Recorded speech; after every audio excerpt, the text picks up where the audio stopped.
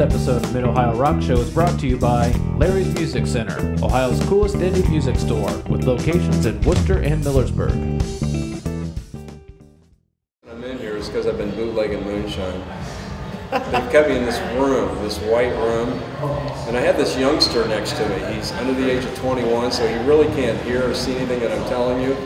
But I'm Tommy. My number is 643-221. That's the number they gave me when they arrested me. Got caught up with it at the White Lightning Run last weekend. I've been shining for years. I can't help it. Makes me a lot of money, but also gets me in a lot of trouble. So therefore, that's why we haven't been doing rock show. But with that said, we're here at the Blueberry Festival tonight.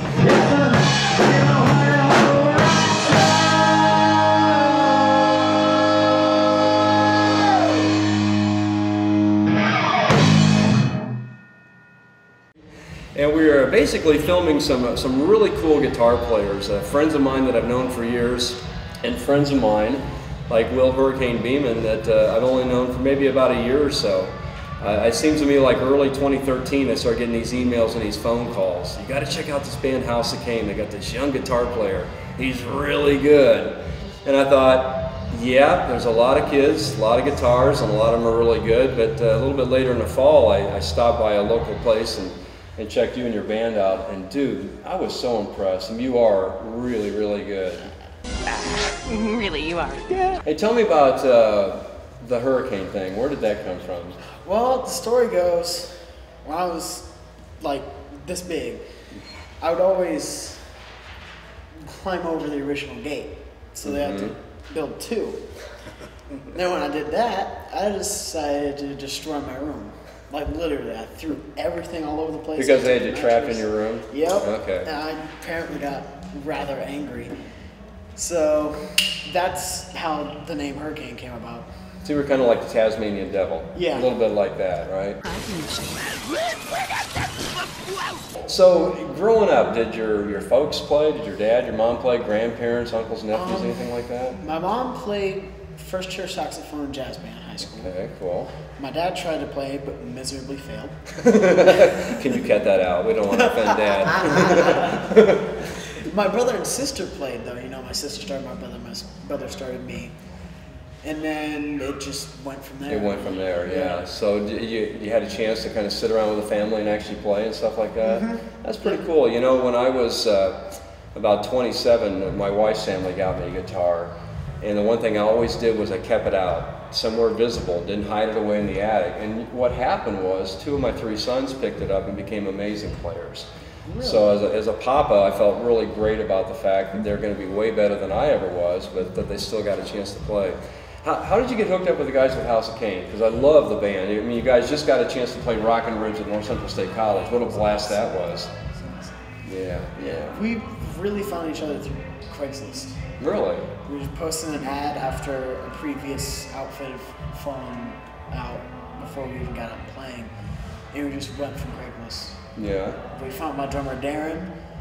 He knew John from over the years. And then my drummer Darren posted an ad on Craigslist for Brian.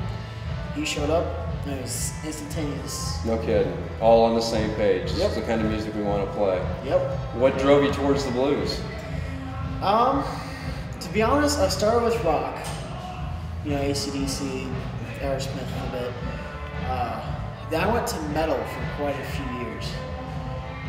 And my dad gets together and plays poker with his friends every now and again. And one of them made me a CD of Hendrix. And after that, I just went, you know, Stevie, and then everything just exploded. You know, one of the cool things, since we've had a chance to meet with your parents, Bill and Mandy, we've actually had an opportunity to go to places around the state of Ohio. You remember when Kenny Wayne Shepherd played Rock and Ribs a year or so ago, getting a chance to meet those guys, and then what was it? A few months later, we're in Wapakoneta, you know, on like New Year's Eve, seeing Noah Hunt with him, and then we were someplace else, and Noah actually came out and chatted with us for what, about a half hour after the show? Yeah, that was awesome. Yeah, pretty cool. Purple haze all in my brain. Nothing just seems the same. Acting funny, and I don't know why. Excuse me while I kiss the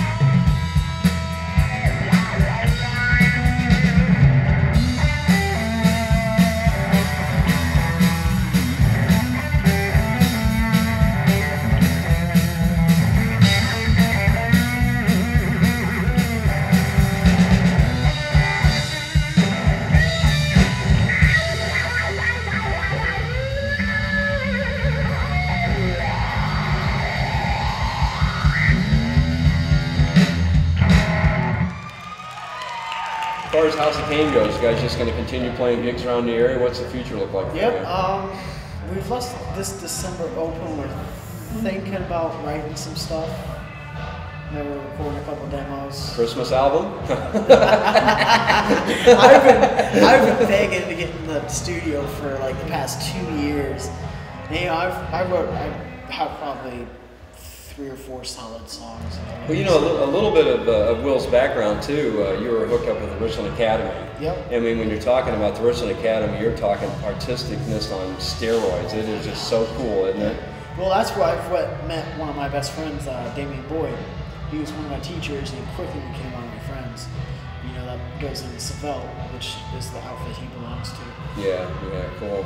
Well, I'll tell you what, folks, we're going to wrap up our conversation with Will Hurricane Beeman. He's going to be getting on the stage here, doing a few songs, big old jam night tonight at the Lexington Blueberry Festival.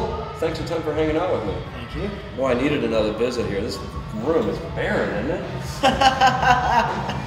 We better get out of here before they want to keep me here. Yeah. Hey, we'll catch you guys later.